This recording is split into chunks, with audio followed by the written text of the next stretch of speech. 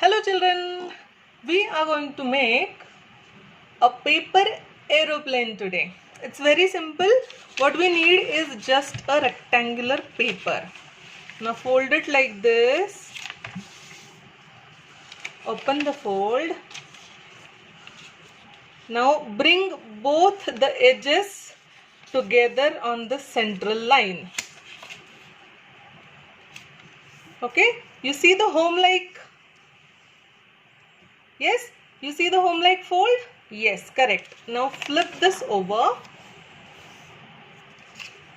Now again what you have to do is again bring the edges to the center.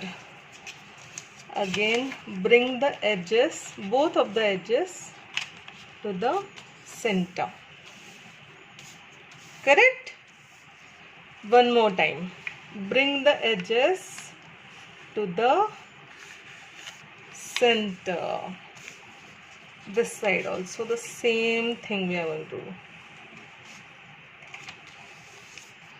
And our aeroplane is almost ready.